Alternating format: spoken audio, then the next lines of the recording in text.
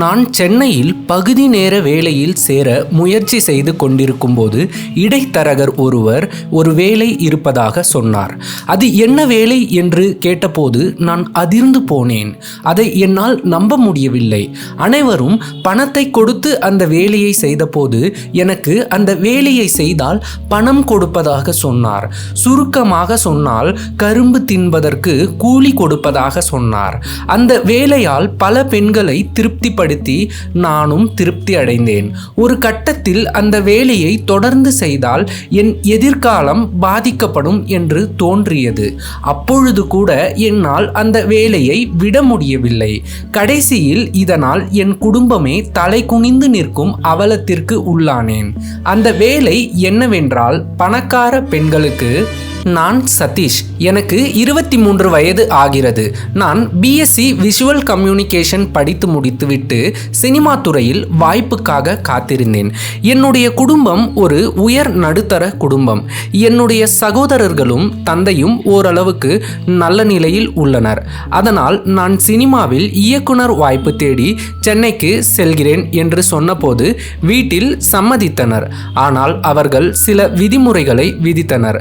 அது என்னவென்றால், 2 ஆண்டுகளுக்குள் உனக்கு சினிமா துறையில் வாய்ப்பு கிடைக்கவில்லை என்றால் நீ மறுபடியும் வீட்டிற்கு வந்துவிட வேண்டும். அதன் பிறகு இந்த சினிமா வாய்ப்பிற்காக காத்திருக்க போகும் 2 ஆண்டுகளும் உன்னுடைய தேவைகளையும் செலவுகளையும் நீயே பார்த்து கொள்ள வேண்டும் என்றனர். என்னுடைய திறமையின் மீது எனக்கு நம்பிக்கை இருந்தது. நான் நன்றாக கதை சொல்வேன். மேலும் பார்ப்பதற்கு அழகாகவும் கட்டுமஸ்தான உடலுடனும் இருப்பேன். இதனால் எனக்கு சினிமா துறையில் இயக்குனர் வாய்ப்பு கிடைக்காவிட்டாலும் கதாநாயகன் வாய்ப்பு கண்டிப்பாக கிடைக்கும் என்ற நம்பிக்கையில் என்னுடைய குடும்பம் எனக்கு பொருளாதார வகையில் உதவவில்லை என்றாலும் பரவாயில்லை, என்னுடைய ஆசைகளுக்கு செவி சாய்த்து எனக்கு அனுமதி கொடுத்ததே போதும் என்று சென்னைக்கு வந்துவிட்டேன். சென்னைக்கு வந்த பிறகு நண்பர்களுடன் சேர்ந்து பல சினிமா கம்பெனிகளில் வாய்ப்பு தேடி அலைந்தேன். பல இயக்குனர்களிடம் உதவி இயக்குனராக சேர முயற்சி செய்தேன். என்னதான் என்னிடம் திறமை இருந்தாலும் எனக்கு சிறிய சிறிய வாய்ப்புகள் தான் கிடைத்தன. அது என்னுடைய திறமையை நிரூபிப்பதற்கு மட்டும்தானே தவிர அதன் மூலம் எனக்கு பணம் எதுவும் கிடைக்கவில்லை. சினிமா வாய்ப்பை தேடி தேடியே 2 வருடங்களும் போய்விடுமோ, என்னுடைய கனவுகளும் ஆசைகளும் காற்றில் கரைந்து விடுமோ என்று வருந்தி கொண்டிருந்த நேரத்தில் வடிவேலு நகைச்சுவை காட்சியில் வருவது போல அடிச்சாம்பாரு அப்பாயின்மெண்ட் ஆர்டர் என்று எனக்கு ஒரு வாய்ப்பு கிடைத்தது. அது என் வாழ்வின் திருப்பு முனையாக இருக்கும் என்று பார்த்தால் என்னை திரும்பவும் பழைய நிலைமைக்கே கொண்டு வந்து விட்டது. ஒரு நாள் மும்பையில் இருந்து ஒரு தயாரிப்பு நிறுவனத்திலிருந்து எனக்கு அழைப்பு வந்தது. அவர் சொன்னதை கேட்டதும் என்னால் நம்ப முடியவில்லை. இது கனவா நினைவா என்று என் கையை நானே கிள்ளி பார்த்து கொண்டேன். அவர் என்னுடைய விவரங்களை ஆன்லைனில் பார்த்ததாகவும் நான் இளமையாகவும் அழகாகவும் இருப்பதால் அவர்களின் நிறுவனம் எடுக்கும் படத்திற்கு நான் மிகவும் பொருத்தமாக இருப்பதாகவும் சொன்னார். மேலும் நடிப்பதற்கு சம்பளமாக 5 லட்சம் ரூபாய் தருவதாகவும் முன்பணமாக 50,000 தருவதாகவும் மற்ற விவரங்களை வாட்ஸ்அப்பில் அனுப்பியிருப்பதாகவும் ஆங்கிலத்தில் சொன்னார். நான் அவரிடம் எனக்கு தமிழ் ஆங்கிலம் இந்த 2 மொழியை தவிர வேறு எதுவும் தெரியாது. நீங்களோ மும்பையில் உள்ள நிறுவனம், ஹிந்தியில் தான் படப்பிடிப்பு இருக்கும் என்று நினைக்கிறேன். எனக்கு ஹிந்தி தெரியவில்லை என்றால் பரவாயில்லையா என்று கேட்டேன். அதற்கு அவர் ஒரு பதில் சொன்னார் பாருங்கள். அப்பொழுதே நான் சுதாரித்து கொண்டிருக்க வேண்டும். அவர்கள் எடுக்கும் படத்திற்கு வாய்மொழி தேவையில்லை, உடல் மொழிதான் தேவை என்றும் மேலும் படத்தில் குறைந்த வசனங்கள் தான் இருக்கும் என்றார். சரி, இதுவும் நல்லதுதான். வசனங்களுக்கு முக்கியத்துவம் கொடுக்காமல் நடிப்பிற்கு முக்கியத்துவம் கொடுக்கும் படம் போல இருக்கிறது என்று நினைத்து கொண்டேன். நண்பர்களிடம் மும்பையில் ஒரு தயாரிப்பு நிறுவனத்தில் எனக்கு வாய்ப்பு கிடைத்திருப்பதாக சொல்லி அங்கு செல்வதற்கு கொஞ்சம் பணம் தேவைப்படுகிறது என்று கடன் வாங்கி கொண்டு வாட்ஸ்அப்பில் அனுப்பியிருந்த விவரங்களை பார்த்து அந்த முகவரிக்கு சென்றேன். அங்கு சென்ற அடுத்த நாளே படப்பிடிப்பு தொடங்கியது.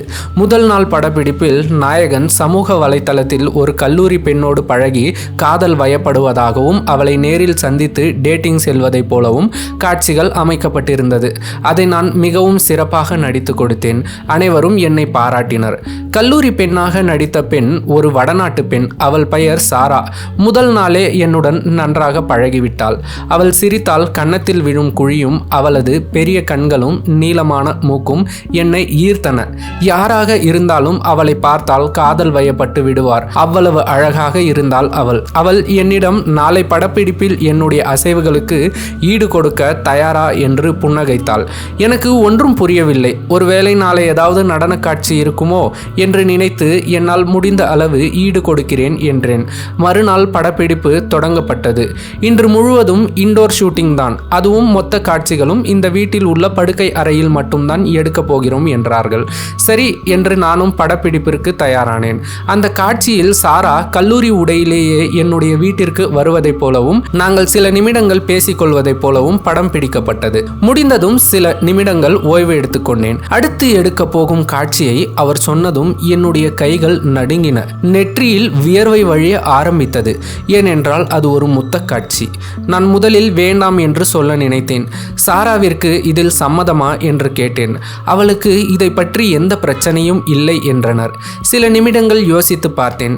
சினிமா என்றால் இதை போன்ற காட்சிகள் சகஜம். ஒரு பெண்ணே இதை பெரிதாக நினைக்காத பொழுது நமக்கு என்ன என்று சரி என்றேன். கேமரா ஆன் செய்யப்பட்டது. படப்பிடிப்பு தொடங்கியது. பேசிக்கொண்டே மௌனமாக சில நொடிகள் சாராவின் அழகிய கண்களை பார்த்து கொண்டு தாமரை இதழ்களைப் போல மென்மையாக இருந்த அவள் உதட்டோடு என் உதடுகளை சேர்த்தேன். என் முன்னால் இருக்கும் கேமராவையும் மறந்து என் உணர்வுகள் கொதித்து எழுந்தது. அந்த காட்சி படம் பிடிக்கப்பட்டதும் ஏனோ நான் நானாக இல்லை. சாராவின் மீது ஏதேதோ எண்ணங்கள் தோன்றியது. ஏனென்றால் அது என் முதல் முத்தம். இது வெறும் படம் பிடிப்பு தான், அதை தாண்டி எதுவும் இல்லை என்று சில நிமிடங்கள் என்னை நானே ஆசுவாசப்படுத்திக் கொண்டேன். சாரா என்னை பார்த்து மெல்லியதாக புன்னகைத்தாள். எனக்குள் என்னை அறியாமல் ஒரு வெட்கம் வந்தது. நான் வெட்கப்படுவதை பார்த்து என்னை கேலி செய்தாள். அடுத்து வருவது ரொமான்டிக் காட்சிகள். அதை சாராவே பார்த்து கொள்வாள். நான் அமைதியாக இருந்தால் போதும் என்று கூறினார்கள். நமக்கு என்ன, நடிக்கும் வேலை மிச்சம் என்று சரி என்றேன். முத்த காட்சிக்கு பிறகு அவள் என்னை தள்ளிவிட்டாள். நான் கட்டிலின் மேல் விழுந்தேன். மெதுவாக என் அருகில் வந்தவள் என்னை ஒரு பார்வை பார்த்தாள். அவள் பார்வையில் இருந்த காமம் என்னை தொற்றிக்கொண்டது. பிறகு என்னை நெருங்கி வந்தவள் என் கண்களை பார்த்து கொண்டே என் சட்டையில் உள்ள பொத்தான்களை ஒவ்வொன்றாக அவிழ்க்க ஆரம்பித்தாள். அவிழ்த்து முடித்ததும் முன்னோக்கி வந்து என் மடியின் மேல் அப்படியே அமர்ந்து கொண்டாள். இப்பொழுது கேமராவை ஆஃப் செய்த இயக்குனர் அவள் கல்லூரி ஆடையின் மேல் அணிந்திருந்த கோட்டை அவிழ்க்க சொன்னார். எனக்கு முதலில் பதட்டமாக இருந்தது. பிறகு வேறு வழியில்லை, ரொமான்டிக் காட்சி என்றால் அப்படித்தான் இருக்கும் என்று நானும் அவளுடைய கோட்டை அவிழ்த்தேன். அதன் பிறகு வந்த ஒவ்வொரு காட்சிகளும் என்னை சந்தேகத்தில் ஆழ்த்தியது. என்னுடைய சட்டையை முழுவதுமாக அவிழ்த்தெறிந்தவள் எழுந்து அவளுடைய மேலாடையையும் கழட்டி எறிந்தாள். பிறகு என்னை கட்டி அணைக்க முயற்சித்தாள். எனக்கு இது எதுவும் சரியாக படவில்லை. உடனடியாக எழுந்து நிறுத்துங்கள், ஏதோ ஒரு முத்த காட்சி என்று சொன்னீர்கள், அதற்கே நான் யோசித்துதான் சரி என்றேன். இப்பொழுது என்னவென்றால் தொடர்ந்து எல்லை மீறி போகிறது. நீங்கள் எடுக்க போகும் படம் எதை பற்றியது என்று கேட்டேன். அதற்கு அவர் சொன்னதை கேட்டு நான் அதிர்ந்து போனேன். என் காலடியில் இருந்த நிலமே பிளந்து விட்டது. ஏனென்றால் அது ஒரு ஆபாச படம் என்றார். என்னால் இதில் நடிக்க முடியாது என்று என் சட்டையை அணிந்து கொண்டு வெளியேற வந்தேன். அவர் பயப்படாதே, இந்த படம் வெளிநாட்டு வலைத்தளங்களில் மட்டுமே பதிவேற்றப்படும். இங்குள்ளவர்கள் யாருக்கும் நீ இப்படிப்பட்ட படம் நடிப்பது தெரியாது என்றார். அவர் என்ன சொன்னாலும் என் மனம் இதற்கு சம்மதிக்கவில்லை. அவர்கள் என்னை மிரட்ட ஆரம்பித்தனர். அவர்களுக்கு காவல்துறையில் ஆட்கள் இருப்பதாகவும் நான் இந்த காட்சிகளை நடித்து கொடுக்கவில்லை என்றால் போதைப் பொருள் வழக்கில் என்னை ஜெயிலுக்கு அனுப்பிவிடுவதாகவும் சொன்னார்கள். எனக்கு என்ன செய்வது என்று தெரியவில்லை. எப்படியாவது இதிலிருந்து தப்பிக்க வேண்டும் என்று தோன்றியது. நான் இப்போது ஒரு பெண்ணுடன் உறவு வைத்துக் கொள்ளும் அளவிற்கு என்னுடைய மனநிலை சரியில்லை. மீதம் இருக்கும் காட்சிகளை நாளை நடித்து கொடுக்கிறேன் என்றேன். அதற்கு அவர், நீ அதை பற்றி எல்லாம் கவலைப்பட வேண்டாம். என்னிடம் ஒரு மாத்திரையை கொடுத்து அதை நீ விழுங்கினால் போதும். உன்னுடைய மனநிலை எப்படி இருந்தாலும் உணர்ச்சிகள் உச்சத்தில் இருக்கும் என்றார். இவர்கள் என்னை விடுவதாக இல்லை. இப்பொழுது இவர்களிடம் இருந்து தப்பிக்க வேண்டும் என்றால் ஏதாவது தந்திரம் செய்வது மட்டும்தான் ஒரே வழி என்று எனக்கு தோன்றியது. சுற்றி முற்றி பார்த்தேன். கட்டிலின் ஓரத்தில் இருந்த ஒரு மேசையில் பழங்கள் இருந்தன. மெதுவாக போய் கட்டிலின் மேல் அமர்ந்து, எனக்கு சற்று களைப்பாக இருக்கிறது, நான் இந்த பழங்களை உண்டுவிட்டு அடுத்த காட்சிகளை நடிக்கிறேன் என்று ஒரு பெரிய ஆப்பிளை கையில் எடுத்து அமைதியாக அதை பார்த்து கொண்டிருந்தேன். இயக்குனர், ஏன் அதை பார்த்து கொண்டே இருக்கிறாய்? சீக்கிரமாக உண்டு விட்டு வா. எனக்கு நேரமில்லை, இன்று படப்பிடிப்பை முடித்தாக வேண்டும் என்றார். நான், ஆப்பிள் மிகவும் பெரிதாக இருக்கிறது, இதை எப்படி அப்படியே உண்பது? எனக்கு இதை வெட்ட ஒரு கத்தி வேண்டும் வேண்டும் என்றேன். உடனடியாக அவர் அங்கிருந்த சமையலறைக்கு சென்று ஒரு கத்தியை எடுத்து கொண்டு வந்து என்னிடம் கொடுத்தார். அதை வாங்கி ஆப்பிளை வெட்டி ஒரு துண்டை சாப்பிட்டேன். பிறகு என்னிடமிருந்து அவர் விலகி சென்றதும் வேகமாக கத்தியை எடுத்து சென்று சாராவின் கழுத்தில் வைத்து என்னை இங்கிருந்து அனுப்பவில்லை என்றால் இவளை கொன்று விடுவேன் என்றேன். பதறிப்போன அவர்கள், அவளை ஒன்றும் செய்து விடாதே, உன்னை விட்டு விடுகிறோம், அவள் கழுத்திலிருந்து கத்தியை எடு என்று என்னை நெருங்கி வந்தனர். என் அருகில் வராதீர்கள், போய் அறையின் கதவை திறங்கள் என்று லேசாக கத்தியை அவள் கழுத்தில் அழுத்தினேன். அவர்கள் என்னை விட்டு விலகிச் சென்று கதவை திறந்தனர். நான் அவள் கழுத்தில் கத்தியை வைத்து கொண்டே மெதுவாக கதவருகே சென்றேன். இப்பொழுது வேகமாக அவளை உள்ளே தள்ளிவிட்டு நான் வெளியே சென்று அறையை வெளியில் இருந்து பூட்டிக் கொண்டு அவசரமாக எப்படியோ அங்கிருந்து தப்பித்து விட்டேன். சென்னைக்கு சென்று நடந்ததை யாருக்கும் சொல்லாமல் மறைத்து விட்டேன். ஆனால் அந்த அதிர்ச்சியிலிருந்து என்னால் மீளவே முடியவில்லை. சினிமா துறையில் சாதிக்க வேண்டும் என்றால் ஆரம்ப காலகட்டத்தில் இப்படிப்பட்ட இன்னல்களை ஏற்றுத்தான் ஆக வேண்டும் என்று என் மனதை நானே தேற்றிக்கொண்டேன். சில நாட்கள் அப்படியே கழிந்தது. பிறகு ஏதோ ஒன்று செய்யலாம் என்று முடிவெடுத்தேன். நாங்கள் நண்பர்கள் ஒரு சிலர் சேர்ந்து யூடியூப் சேனல் ஆரம்பிக்கலாம் என்று முடிவு செய்தோம். ஆனால் எங்களிடம் நல்ல கேமராவோ எடிட் செய்வதற்கு கம்ப்யூட்டரோ இல்லாததால் அந்த முயற்சியும் தோல்வியடைந்தது. அதனால் அன்றாடம் உணவு உண்பதற்காகவாவது ஏதோ ஒரு பகுதி நேர வேலை கிடைத்தால் போதும் என்று கிடைத்த வேலைக்கு செல்லலாம் என்று முடிவு செய்தேன். இதற்காக ஒரு வேலை தரும் தரகரை தொடர்பு கொண்டேன். அவர் என்னிடம் ஸ்விக்கி, ஜொமேட்டோ போன்ற உணவு டெலிவரி செய்யும் நிறுவனங்களில் வேலை உள்ளதாக சொன்னார். ஆனால் என்னிடம் இரு சக்கர வாகனமும் இல்லை.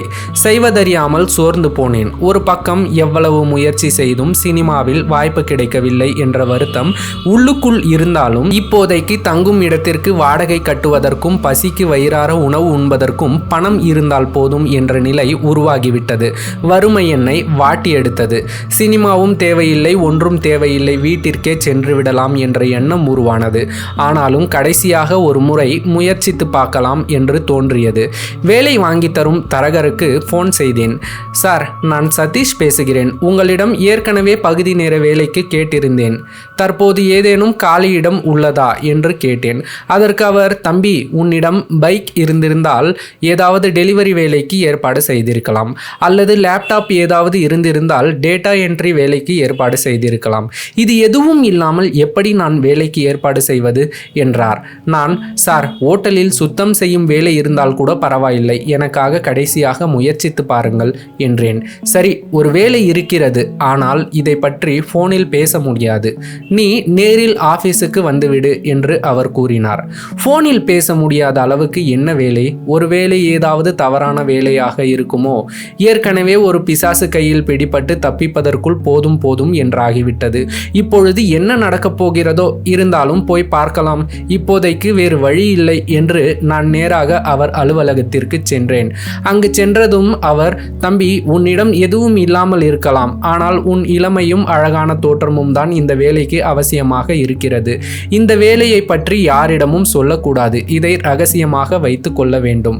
இந்த வேலை கிடைக்காதா என்று பல இளைஞர்கள் ஏக்கத்தில் இருக்கின்றனர்.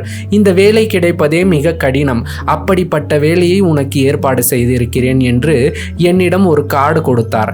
அந்த கார்டை பார்த்ததும் நான் மிகவும் ஆச்சரியப்பட்டேன். என் கண்கள் விரிந்தன. சார், இந்த வேலையா? இந்த வேலை எனக்கு மிகவும் பிடித்த வேலை. இதை நான் மிகவும் நன்றாக செய்வேன். இதை நான் எவ்வளவு சிறப்பாக செய்கிறேன் என்பதை பொறுத்திருந்து பாருங்கள் என்றேன். அவர் கொடுத்திருந்தது ஒரு பிரபலமான சினிமா தயாரிப்பு நிறுவனத்தின் முகவரி அட்டை. தரகர், தம்பி, அவசரப்படாதீர்கள், நீங்கள் நினைப்பது போன்று அது சினிமா சம்பந்தப்பட்ட வேலை அல்ல. அந்த கார்டிற்கு பின்னால் ஒரு தொலைபேசி எண்ணை எழுதியிருக்கிறேன். அவர்களை தொடர்பு கொண்டு பேசுங்கள், அதன் பிறகுதான் உங்களுக்கு அது என்ன வேலை என்று தெரியும் என்று கூறினார். சரி என்று சொல்லிவிட்டு நான் தங்கியிருந்த அறைக்கு வந்தேன். அந்த வேலையை பற்றி நண்பர்களிடம் விசாரிக்கலாமா என்று யோசித்தேன். ஆனால் ஏற்கனவே தரகர் இதை ரகசியமாக வைத்துக் கொள்ள சொல்லியிருந்தார். ஆனால் அந்த தரகர் சொன்னது எனக்கு வடிவேல் நகைச்சுவை காட்சியை போல் இருந்தது. ஒரு குற்றவாளியை காவலாளிகள் துரத்தி கொண்டு வருவார்கள். அப்பொழுது எதிரே வரும் வடிவேலிடம், அந்த குற்றவாளி, போலீஸ் இப்ப என்ன துரத்திட்டு வந்துகிட்டு இருக்காங்க, வந்து இப்ப நான் என்ன சொன்னேன்னு கேட்பாங்க, ஒன்னும் சொல்லிடாதீங்க, அடிச்சு கூட கேட்பாங்க, சொல்லிடாதீங்க என்று கடைசி வரை எதுவும் சொல்லாமலேயே சொல்லிவிடாதே என்பான். அதை போல ஆகிவிட்டது என் நிலைமை. அந்த வேலையை பற்றிய ரகசியம் தரகர் என்னிடமே சொல்லவில்லை. பிறகு எப்படி நான் அதை நண்பர்களிடம் சொல்வது? இப்பொழுது இருக்கும் நிலையில் என்ன வேலையாக இருந்தால் என்ன, முதலில் செய்யலாம், பிடிக்கவில்லை என்றால் விட்டுவிடலாம் என்று தோன்றியது. தரகர் கொடுத்த அந்த ரகசிய கைபேசி எண்ணுக்கு அழைத்தேன்.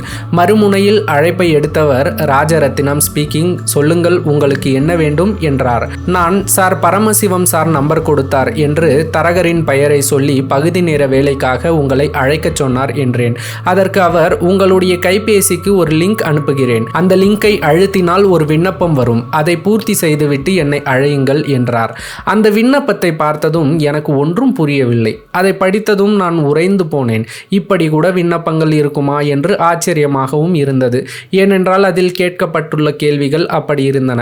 வழக்கமாக வேலைக்காக விண்ணப்பம் பூர்த்தி செய்யும் போது அதில் என்ன படித்து உள்ளீர்கள், எத்தனை சதவீதத்தில் தேர்ச்சி அடைந்துள்ளீர்கள், உங்களுடைய பழக்க வழக்கங்கள் என்ன, படிப்பை தவிர உங்களுடைய திறமைகள் என்ன போன்ற கேள்விகள் கேட்கப்பட்டிருக்கும். ஆனால் இந்த விண்ணப்பத்தில் கேட்கப்பட்டுள்ள கேள்விகளை பார்த்தாலே ஒரு மாதிரி வித்தியாசமாக இருந்தது. எனக்கு மட்டும் ஏன் தான் இப்படி நடக்கிறதோ? சரி, என்ன செய்வது, வேறு வழி இல்லை. கிடைத்த வேலையையும் நிராகரித்து விட்டால் சோற்றிற்கு பிச்சை தான் எடுக்க வேண்டும் என்று அந்த விண்ணப்பத்தை பூர்த்தி செய்து அனுப்பினேன். சில நிமிடங்கள் கழித்து அதே எண்ணிலிருந்து அழைப்பு வந்தது.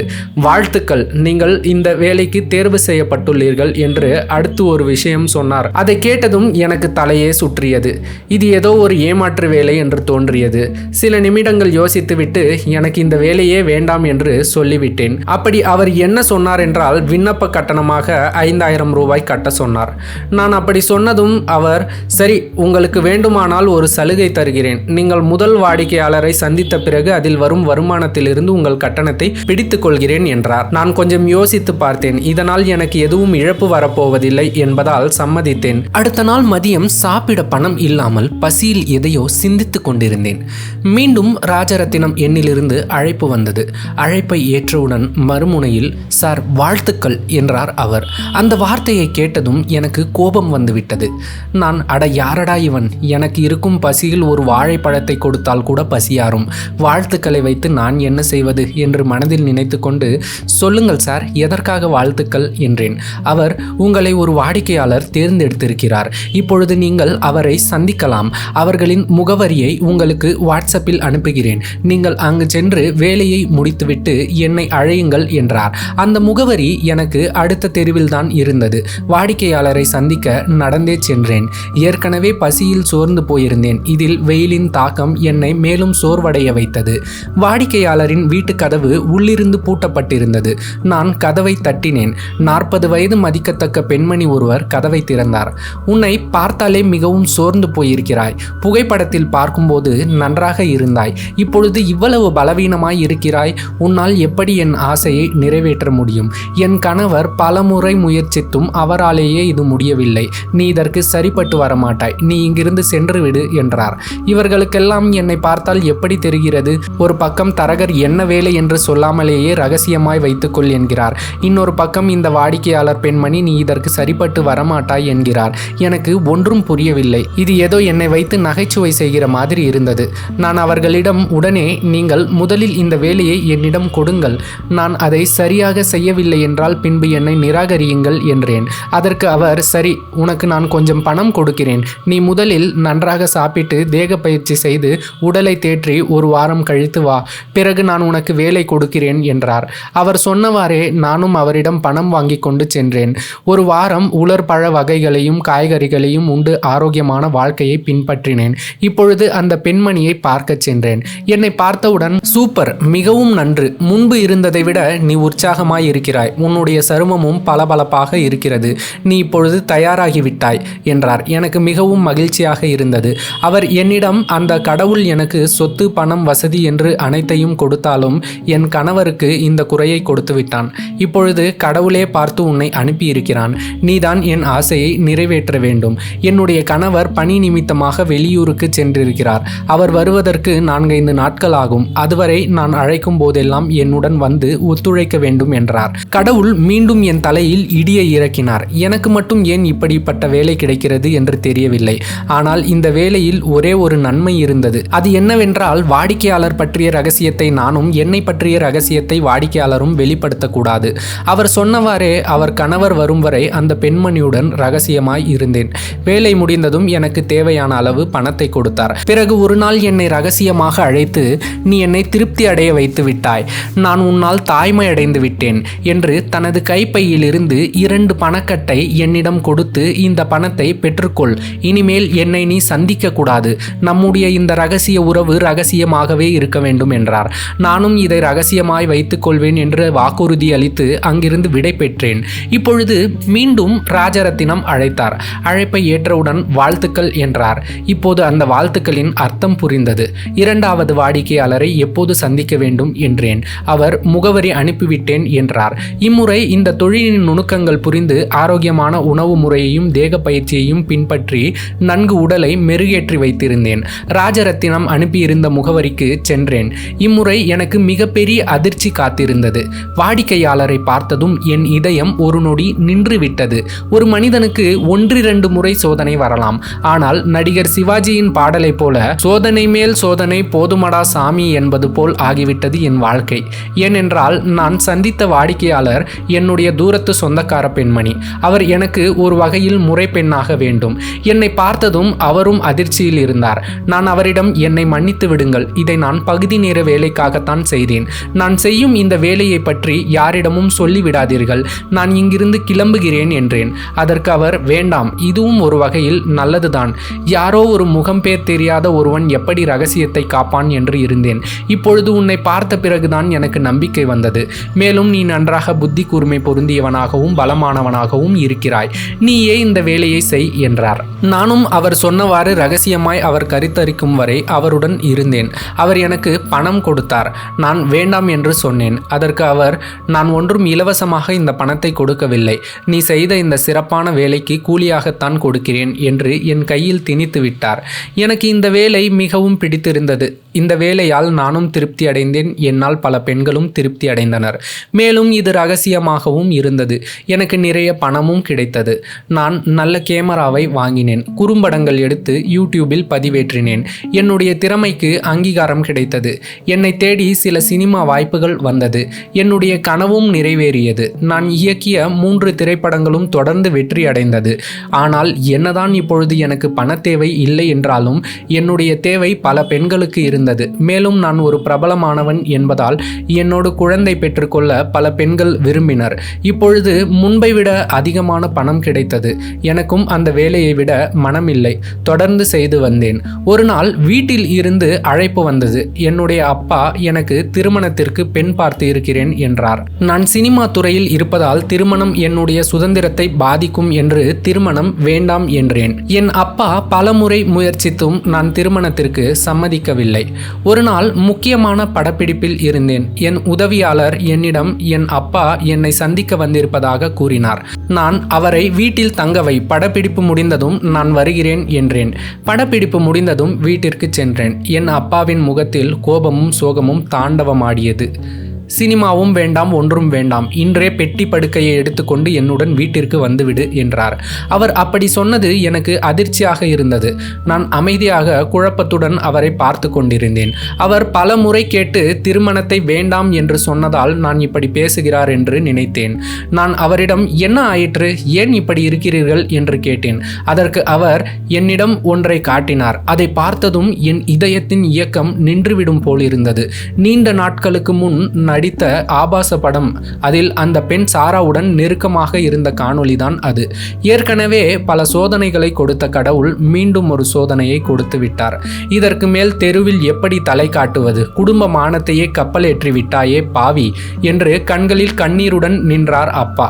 மேலும், நீ செய்யும் அனைத்து காரியங்களும் எனக்கு தெரியும். நீ அடிக்கடி சென்று பல பெண்களை சந்திப்பதும் அவர்களுடன் மருத்துவமனைக்கு சென்று வருவதும் எனக்கு தெரியாது என்று நினைக்கிறாயா? அற்பனுக்கு வாழ்வு வந்தால் அர்த்தராத்திரியில் குடைப்பிடிப்பான் என்பதை போல கையில் கொஞ்சம் பணத்தை பார்த்ததும் இவ்வளவு கேவலமாக மாறிவிட்டாய் தூ என்று அவர் சொன்னதும் கோபம் என் தலைக்கேறியது. நான், போதும் நிறுத்துங்கள் அப்பா, என்னுடைய இந்த நிலைக்கு நீங்கள் தான் காரணம். இன்று என்னை உங்களுக்கு பிரபல இயக்குனராகவும் நன்கு பணம் சம்பாதிப்பவனாகவும் தான் தெரியும். ஆனால் ஆரம்ப காலகட்டத்தில் கையில் 1 ரூபாய் கூட பணம் இல்லாமல் எவ்வளவு கஷ்டப்பட்டேன் தெரியுமா? நீங்கள் அப்போது எனக்கு ஆதரவளித்து உதவி இருந்தால் நான் ஏன் சொற்ப பணத்திற்காக எதை வேண்டுமானாலும் செய்யும் நிலைக்கு சென்றிருக்க போகிறேன்? நீங்கள் என் திறமைக்கு மதிப்பளித்து என்னை ஊக்குவித்து உதவி இருந்தால் நான் இப்படி ஆகியிருக்க மாட்டேன். நீங்கள் எனக்கு கொடுத்த 2 வருட கால அவகாசத்திற்குள் எனக்கு கிடைக்கும் வாய்ப்புகளை நான் தவறவிடாமல் பயன்படுத்தி ஆக வேண்டும். என்ன ஏது என்று விசாரிக்காமல் வாய்ப்பு கிடைத்தால் போதும் என்று ஒரு ஆபாச படத்தில் நடிக்க சம்மதித்து விட்டேன். நீங்கள் காட்டிய காணொளி ஒரு ஆபாச படம். அதில் என்னை ஏமாற்றி நடிக்க வைக்க முயற்சி செய்தார்கள். அதிலிருந்து தப்பிப்பதற்கு நான் எவ்வளவு கஷ்டப்பட்டேன் தெரியுமா? மேலும் நீங்கள் நினைப்பது போல நான் பல பெண்களுடன் சுற்றி திரியும் பொறுக்கி அல்ல. கணவனால் குழந்தை பெற்றுக்கொள்ள முடியாத பெண்களுக்கு குழந்தை பெற்றுக்கொள்ள என்னுடைய உயிரணுவை தானமாக கொடுத்து உதவி செய்கிறேன். அதுவும் ஆரம்ப காலகட்டத்தில் என்னுடைய அடிப்படை தேவைகளை பூர்த்தி செய்து கொள்வதற்காகத்தான், பணத்திற்காக அப்படி செய்தேன் என்றேன். அப்பா என்னை ஆச்சரியமாக பார்த்தார். என்னை மன்னித்து விடு மகனே, உனக்குள் இவ்வளவு வலிகளும் துன்பங்களும் மறைந்திருக்கிறது என்று இன்றுதான் எனக்கு தெரியும். உன்னுடைய திறமைக்கும் வெற்றிக்கும் பின்னால் இருக்க வேண்டிய நான் உன்னுடைய வேதனைக்கும் சோதனைக்கும் காரணமாகிவிட்டேன் என்று என் நிலையை புரிந்து கட்டியணைத்துக் கொண்டார். அந்த ஆபாச படக்காட்சிகள் வலைத்தளத்தில் வேகமாக பரவியது. என்னை பற்றி கிசுகிசுக்களும் அவதூறுகளும் சமூக வலைத்தளத்தில் பகிரப்பட்டன. யார் என்ன சொன்னால் என்ன, என் குடும்பத்தினர் என்னை புரிந்து கொண்டனர். அது போதும் என்று என் வேலைகளை நான் முன்பை விட உற்சாகமாக செய்ய ஆரம்பித்தேன். நன்றி. நீங்கள் போடுகின்ற ஒவ்வொரு லைக், சப்ஸ்கிரைப் மற்றும் கமெண்ட் எல்லாம் தான் எனக்கு ஒரு உந்து சக்தியாக இருக்கும். நான் மேலும் இது போன்ற கதைகளை பதிவேற்றம் செய்ய வேண்டுமானால் நீங்கள் எதுவும் செய்ய வேண்டாம். வீடியோவிற்கு ஒரே ஒரு லைக் போட்டுவிட்டு சப்ஸ்கிரைப் மட்டும் செய்து விடுங்கள். மேலும் கதையை பற்றிய உங்களது மேலான கருத்தை கமெண்ட் மூலமாக எனக்கு தெரிவியுங்கள்.